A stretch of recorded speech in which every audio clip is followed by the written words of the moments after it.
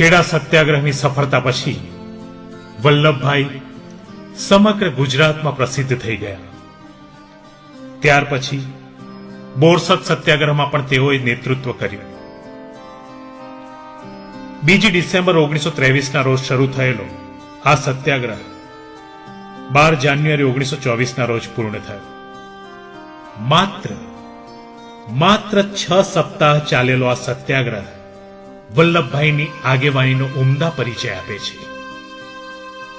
આમ વલ્લભભાઈએ અનેક સત્યાગ્રહોમાં પોતાનું યોગદાન આપ્યું, પણ તેઓને સરદારનું બિરુદ અપાવનાર બારડોલી સત્યાગ્રહનું ઇતિહાસમાં અજોડ સ્થાન છે.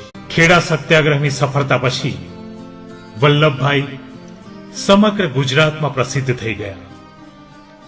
ત્યાર પછી બોરસદ સત્યાગ્રહમાં પણ તેઓએ નેતૃત્વ કર્યું. 2 ડિસેમ્બર 1923ના રોજ શરૂ થયેલો આ સત્યાગ્રહ 12 જાન્યુઆરી 1924ના રોજ પૂર્ણ થયો. માત્ર 6 સપ્તાહ ચાલેલો આ સત્યાગ્રહ વલ્લભભાઈની આગેવાનીનો ઉમદા પરિચય આપે છે. આમ વલ્લભભાઈએ અનેક સત્યાગ્રહોમાં પોતાનું યોગદાન આપ્યું, પણ તેઓને સરદારનું બિરુદ અપાવનાર બારડોલી સત્યાગ્રહનું ઇતિહાસમાં અજોડ સ્થાન છે.